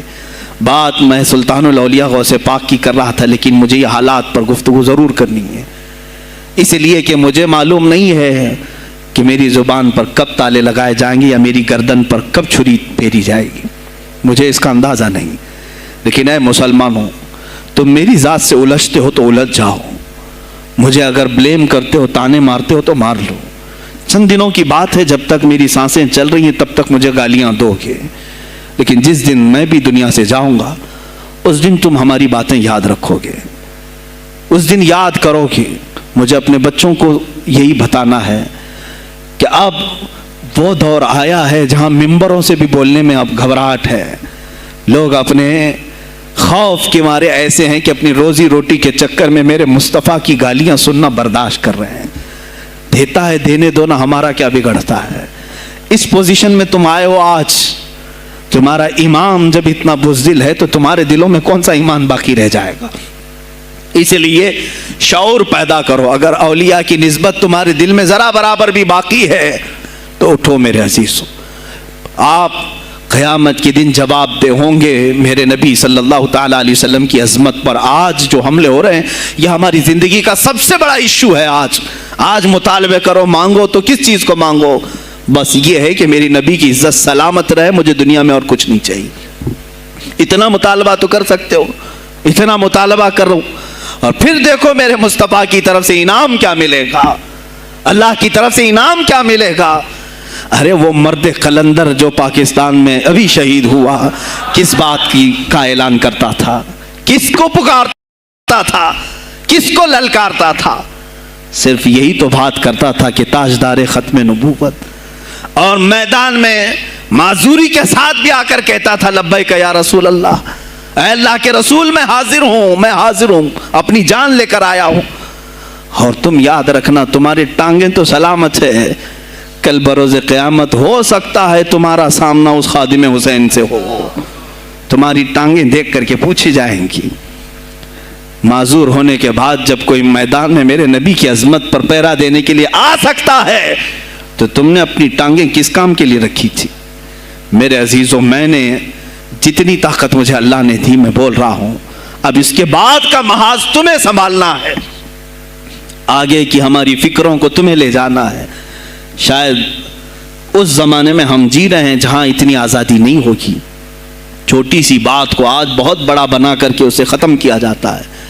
लेकिन मुझे अंदाज़ा है इस बात का, हिंदुस्तान की आज़ादी में भी मेरे अकाबिरीन में 30,000 उलमा ने अपनी जानें दी हैं। कश्मीर से लेकर दिल्ली तक हर दरख्त पर एक आलिम की लाश लटकी हुई थी। उनकी जानें, उनकी कुर्बानियाँ रायगा नहीं गईं। 70 साल से हम मज़े ले रहे हैं, उनकी कुर्बानियाँ हैं ये। अल्लामा फजल हक खैर आबादी को अंडमान निकोबार पूरी ज़िंदगी के लिए कैद करके ख़त्म कर दिया गया, मज़ार भी वहीं पर है आज। तो आज मुझे अंदाज़ा है अगर मैंने इस बात की शुरुआत की है, हो सकता है ये जो कुछ भी हमारे साथ करें, लेकिन मुझे मेरे रब्बे जुल जलाल की ज़ात पर यकीन है। मैं यही कहूँगा, ऐ अल्लाह, अगर हमारे मुक़द्दर में शहादत है तो इससे बेहतर कोई और मौत है नहीं। ऐ रब्बे जुल जलाल, इस हालत में दुनिया से उठा जब तू हमसे राज़ी हो। अगर तूने हमारे लिए एक लम्हे के लिए भी नाराज़ी है, मौला फिर हमें मोहलत दे दे कि तुझे राज़ी करके जाए, तुझे राज़ी करके जाए। मेरे मुस्तफ़ा सल्लल्लाहु ताला अलैहि वसल्लम को कब्र में हमें देखना है, इसलिए हम कब्र में जा रहे हैं, लेकिन इस हाल में दुनिया से जाएं कि उनकी अजमत पर कुछ बोल तो सकें, उनकी नामोस पर कुछ कर तो सकें। अजीज़ा ने गिरामी, सुल्तानुल औलिया शहंशाह बगदाद रज़ी अल्लाह ताला अन्हु की ज़ात पर जो उनकी करामात हैं वो सारी चीज़ें फिर कभी मैं ज़िक्र करूँगा। आज इसी पर मैं इख्तिताम करता हूँ। इसी पर जियो और इसी पर मरो। उन्हें जाना उन्हें माना, न रखा गैर से खा। लिल्लाहिल हम्द, मैं दुनिया से मुसलमान गया। आज ले उनकी पनाह, आज मदद मांग उनसे, फिर न मानेंगे क़यामत में अगर मान गया। इसलिए कि रसूल पाक सल्लल्लाहु ताला अलैहि वसल्लम के सिवा कोई उस क़यामत के मैदान में तुम्हारा दस्तगीर नहीं है। जब तक वो तेरी सिफारिश न करें, अल्लाह भी तुझसे कलाम करने वाला नहीं है। जब इमाम अहले सुन्नत ने यहाँ तक कह दिया, खलील व नजी मसीह व सफ़ी सभी से कहीं न बनी, ये बेखबरी की खल्क फिरी कहाँ से कहाँ तुम्हारे लिए, रसूल पाक ही के लिए तुम वहाँ पर भी उठाए जाओगे। मैं यही मैसेज दे करके जाऊँगा जो मेरे मुर्शिद गिरामी ने आखिरी वक्त दिया था। ज़िंदगी ये नहीं किसी की किसी के लिए, ज़िंदगी है नबी की नबी के लिए। ना समझ मरते हैं ज़िंदगी के लिए, ना समझ मरते हैं ज़िंदगी के लिए, जीना मरना है सब कुछ नबी के लिए। बुल हवस सुन, सीम और ज़र की बंदगी अच्छी नहीं। बुल हवस कहते हैं हवस का पुजारी, ख्वाहिशात का पुजारी। मेरा मुर्शिद ये कहकर गया है हमें, बुल हवस सुन, सीम और ज़र की बंदगी अच्छी नहीं, उनके दर की भीख अच्छी, सरवरी अच्छी नहीं, उनके दर की भीख अच्छी, सरवरी अच्छी नहीं। और कहते हैं جو پیا کو بھائے اختر وہ سہانا راگ ہے، جو پیا کو بھائے اختر وہ سہانا راگ ہے، جس سے ناخوش ہو پیا وہ راگنی اچھی نہیں، جو میرے نبی کو نہ پسند آئے وہ بات ہی اچھی نہیں، جو میرے نبی کو نہ پسند کام ہو وہ کام ہی اچھا نہیں، جس سے ناخوش ہو پیا وہ راگنی اچھی نہیں۔ وآخر دعوانا الحمدللہ رب العالمین۔ السلام علیکم۔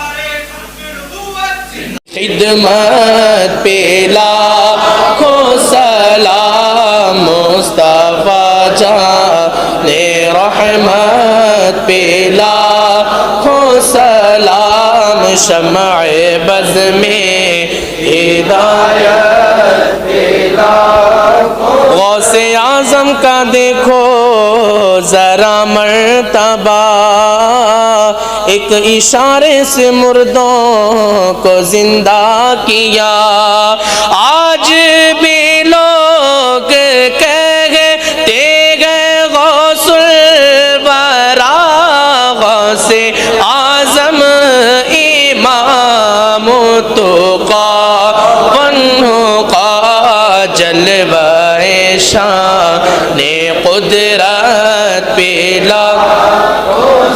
کاش محشر میں جب ان کی آمد ہو اور بھیجے سب ان کی شوکت پہ لاکھوں سلام، مجھ سے خدمت کے قدسی کا ہے ہر رضا، مجھ سے خدمت کے قدسی کا ہے ہر رضا، مصطفیٰ جان رحمت پہ لاکھوں سلام، شمع بز میں ہدایت پہ لاکھوں، وہ رضا حضرت برنی کے شان ڈال دی قلب میں عظمت مصطفیٰ، جس کا سنی مناتے ہیں یوم رضا، اس امام اہل سنت پہ لاکھوں سلام، مصطفیٰ جان رحمت پہ لاکھوں سلام، شمع بز میں ہدایت پہ لاکھوں سلام، لا شرف النبی الاکرم محمد المصطفى صلی اللہ علیہ وسلم وآلہ واصحابہ واولیاء ملتہ وجميع المسلمین والمسلمات الکرام۔ الفاتحہ۔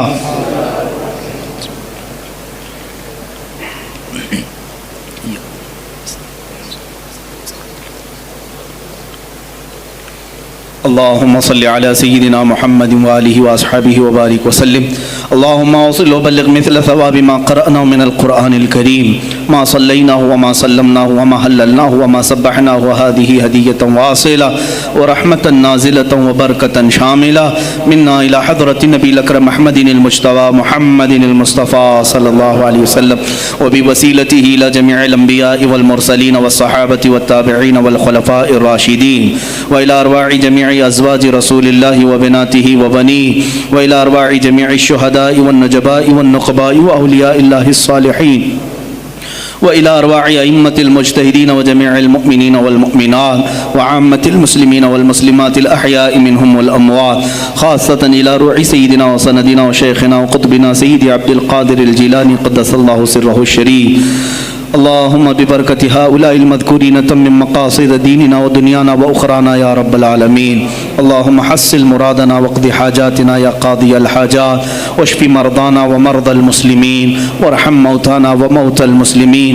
الہ العالمین، ہمارے اس جلسہ پاک کو اپنی بارگاہ میں شرف قبولیت عطا فرما. جتنے حاضرین ہیں سب کی حاضری کو اپنے گناہوں کا کفارہ بنا دے، ہماری نجات کا ذریعہ بنا دے. اے اللہ، محبوب سبحانی سلطان الاولیاء غوث العظم عبد القادر جیلانی رضی اللہ تعالیٰ عنہ کے فیوز و برکات ہم سب کے سینوں پر نازل فرما. مولا، ان کی نسبت آخری دم تک ہمارے ساتھ قائم فرما. اے اللہ، ہم سب یہاں پر تیرے دربار میں حاضر ہیں، کھڑے ہیں، ہم سب کو بری شرارتوں سے محفوظ فرما، نفس امارہ کی بدکاریوں سے بچا، शैतानी वसाविस से बचा। ऐ अल्लाह हम सबको सिरात मुस्तकीम पर चला। खल्लाक़ुल आलमीन हमारी ये जो कुछ भी ज़िंदगी गुनाहों की नज़र हो गई है, हम सबको पाक और साफ़ करके तेरे हबीब पाक की अज़मत पर पहरा देने वाली बना दे। ऐ इलाहुल आलमीन हम निस्बत में कादरी हैं मौला, कादरी कर, कादरी रख, कादरियों में उठा। क़द्र अब्दुल क़ादिर कुदरत नुमा के वास्ते, क़द्र अब्दुल क़ादिर कुदरत नुमा के वास्ते मौला दुनिया में भी उनके ग़ुलामों में शामिल रख, क़यामत में उनकी मुरीदों में हशर फरमा। ए रब्बे ज़ुल जलाल अहसनल खालिकीन हमारी इस फातिहा का सवाब आज खुसूसन बिलखुसूस अमीरुल मुजाहिदीन हज़रत अल्लामा ख़ादिम हुसैन रज़वी रहमतुल्लाह अलैह की रूह को नज़र कबूल फरमा। मौला उनका नेअमुल बदल उम्मत को अता फरमा।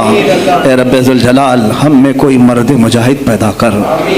ए अल्लाह हम में कोई मर्द मुजाहिद पैदा कर कि हमारी बुज़दिलियाँ दूर हो जाएँ।